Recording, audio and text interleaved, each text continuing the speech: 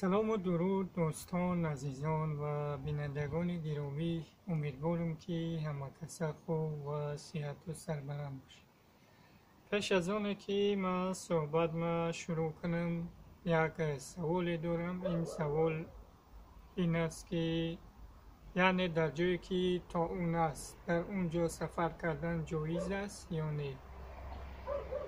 چون که وقتی که تمام دنیا را کرونا ویروس احاطه کرد و تمام مرزهای کشورها بسته شدند و چندین مهاجرایی را دیدیم در روسیه، ترکیه، هندوستان و دیگر منطقه مانده بودند.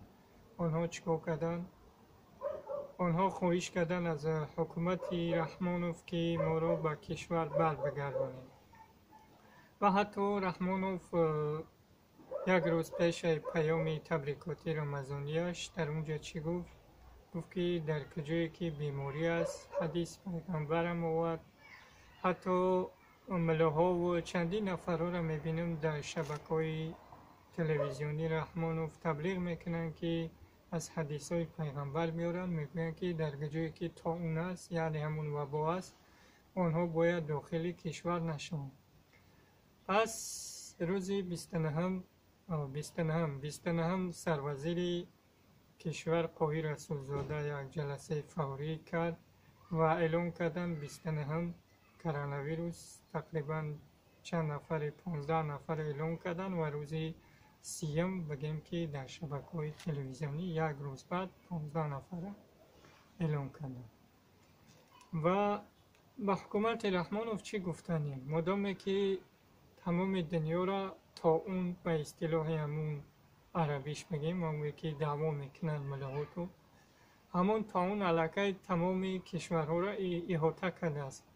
پس شما دیگر چی بهانه میکنید؟ مادامی که نفرهایی که در روسیه موندن، در همون سپیس پریومای موندن که میبینیم در شبکه‌های اینترنتی چرخ زده است، اون نفرها خواهش میکنن از حکومت رحمانوف که ما از سال گذشته است در همین سپیس پریوم هستیم، فکر ما را بکنید. پس چرا شما نمیگردونه اون نفر؟ مادامی که تا اون علاقه در کشوری ما و شما اومده است، یعنی در تاجیکستان.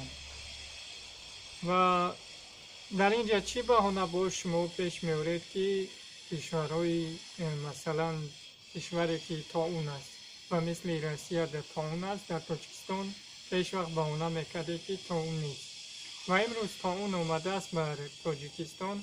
پس بیاید این شهروندان رو به کشور بگردانید. و چه گفتنی است؟ گفتنی هم که اون بازی ها و اون دسترسی هایی که گویا که از معاش خودت به مردم پول جدا کرده، یعنی که یک مثل که یک صدقه خیره که امروز چیکار است، یک آدم پول طلبیده است یا که پول گرفته است و این قشخدش میخوره و همون استغناش هم مردم هم میتین و رحمانوف امروز و مثل همون صدقه خیره هست که چیکار است،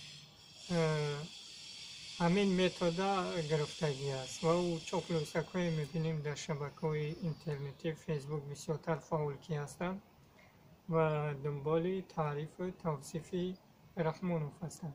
اصلا نه رحمانوف نه رژیمش یگان حکومتدارش در شبکه های اینترنتی فعال نیستند، چون که بعد از همون سوگنی که رستم سوگن خورد در پوبلیکا، یعنی که در همون نوارها و سوگن خورد، دیگر چیکار کردیم؟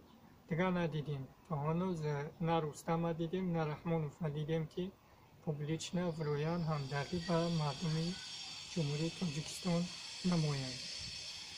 و دیگر نمیخوام که صحبت طولانی کنم. باقی در امان خدا باشید. سلام علیکم و رحمت الله و برکاته.